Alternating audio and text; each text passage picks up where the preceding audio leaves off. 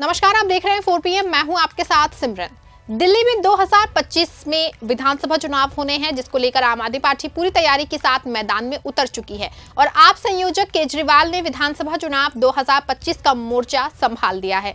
बता दें कि अरविंद केजरीवाल एक के बाद एक बड़ी योजनाओं की घोषणा करते जा रहे हैं और दिल्ली की जनता के दिलों पर राज करते जा रहे हैं और उन योजनाओं के लिए बाकायदा रजिस्ट्रेशन भी करा रहे हैं, जिसको लेकर के बीजेपी की हालत खराब है और बीजेपी दिल्ली की सत्ता में आने के लिए बेचैन है और अपने सारे हथकंडे अपनाए चली जा रही है। बता दें कि इस बीच राज्यपाल के लेटर ने सियासी पारा बढ़ा दिया है।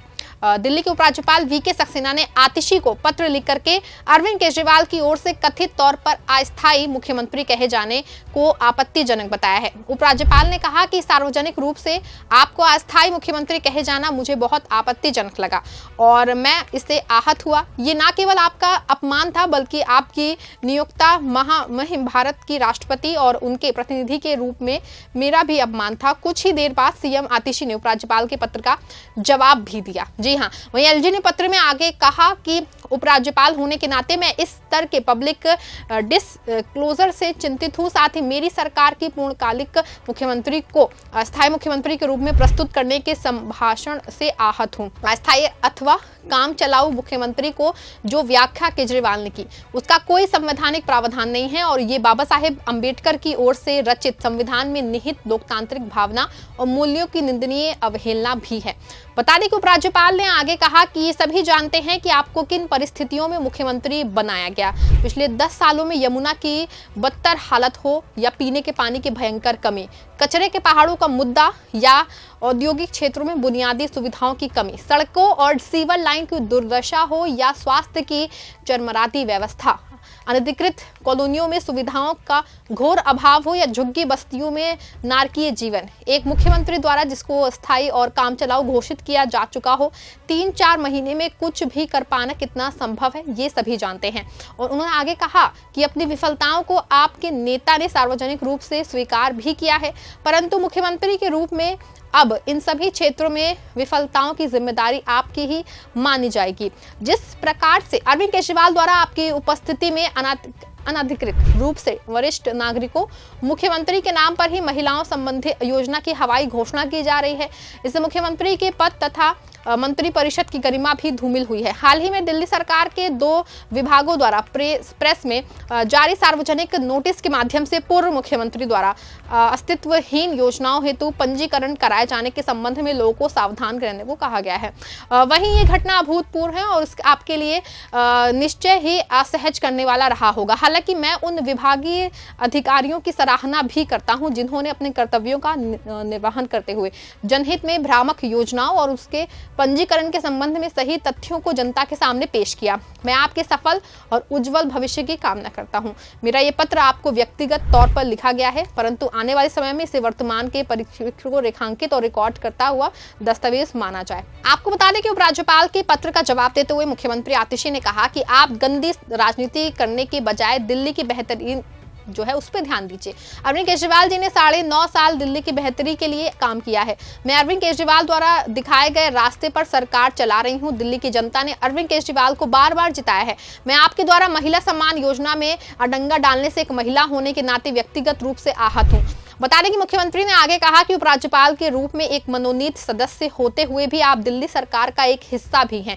ये जानकर निराशा हुई कि आपका पत्र रचनात्मक सहयोग के बजाय आलोचना पर केंद्रित है। मेरा दृढ़ विश्वास है कि शासन को राजनीति से ऊपर रखा जाए इस चीजों को और मैं आपसे इस भावना से हमारे साथ काम करने का आग्रह करती हूँ।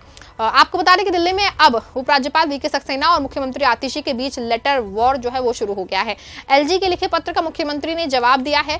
सीएम आतिशी ने एलजी को गंदी राजनीति नहीं करने की सलाह दी है। आतिशी ने कहा है कि वो पूर्व मुख्यमंत्री अरविंद केजरीवाल के दिखाए रास्ते पर ही सरकार चला रही हैं।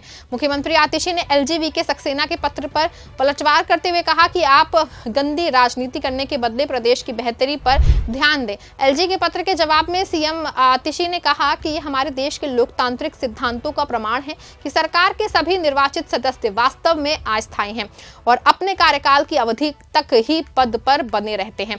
सक्रिय लोकतंत्र की इस वास्तविकता को उजागर करने वाले किसी भी बयान पर आपके द्वारा आपत्ति जताए जाने से मुझे आश्चर्य हो रहा है। ये जानकर के निराशा हुई कि आपका पत्र रचनात्मक सहयोग के बजाय आलोचना पर केंद्रित है। मेरा दृढ़ विश्वास है कि शासन को ओछी राजनीति से ऊपर रहना चाहिए और मैं आपसे इस भावना से हमारे साथ काम करने का आग्रह करती हूं। वहीं आतिशी ने आगे लिखा कि दुर्भाग्य से अनावश्यक हस्तक्षेपों द्वारा बार बार पैदा की गई बाधाओं ने महत्वपूर्ण काम को धीमा कर दिया है। इसके बावजूद पूर्व सीएम अरविंद केजरीवाल के नेतृत्व वाली निर्वाचित सरकार अपने 9.5 साल के कार्यकाल में पिछली सरकारों की तुलना में सामूहिक रूप से अधिक काम करने में सफल रही। मैं आपके कार्यालय से आदरपूर्वक अनुरोध करती हूं कि वो बाधाएं पैदा करने वाली भूमिका के बजाय एक सुविधाजनक भूमिका निभाए। बता दें कि इससे पहले दिल्ली के उपराज्यपाल वीके सक्सेना ने पूर्व मुख्यमंत्री और आम आदमी पार्टी के राष्ट्रीय संयोजक अरविंद केजरीवाल के हालिया बयान को लेकर सीएम आतिशी को चिट्ठी लिखी थी। इसमें एलजे ने केजरीवाल पर आरोप लगाया कि उन्होंने आतिशी को एक अस्थायी काम चलाऊ मुख्यमंत्री कहा है। वहीं अरविंद केजरीवाल की योजनाओं की घोषणा को लेकर के विपक्ष ने मोर्चा खोल दिया है। वहीं पुजारियों को 18,000 रुपए देने की बात को लेकर ओम प्रकाश राजभर ने बड़ा बयान दिया है। बता दें कि दिल्ली में सत्तारूढ़ आम आदमी पार्टी ने राज्य में मंदिर के पुजारियों, गुरुद्वारों में ग्रंथियों के लिए सम्मान योजना का ऐलान किया है। इसके बाद इस बात पर सियासत शुरू हो गई है। भारतीय जनता पार्टी ने आम आदमी पार्टी के इस ऐलान को जो है एक स्टंट बताया है। वहीं कांग्रेस ने भी इसकी आलोचना की है। इस बीच सुहेल देव भारतीय समाज पार्टी के राष्ट्रीय अध्यक्ष और योगी सरकार में मंत्री ओम प्रकाश राजभर ने इस योजना पर टिप्पणी की है और उन्होंने कहा कि इसे घोषणा नहीं करनी चाहिए बल्कि दे देना चाहिए। यूपी राजभर ने पुजारी ग्रंथी सम्मान योजना पर कहा कि आपकी सरकार है, उन्हें घोषणा नहीं करनी चाहिए बल्कि सीधा उनके खाते में रुपए जो है वो भिजवा देने चाहिए। वो फॉर्म भरवा रहे हैं मगर पता नहीं इनकी सरकार बनेगी भी कि नहीं बनेगी। बता दें कि उधर प्रमुख अरविंद केजरीवाल जो हैं उन्होंने मंगलवार को दिल्ली में कश्मीरी गेट ISBT के पास स्थित मरघट वाले बाबा मंदिर के पुजारी का पंजीकरण करने के साथ ही दिल्ली सरकार की पुजारी ग्रंथी सम्मान योजना की शुरुआत की है।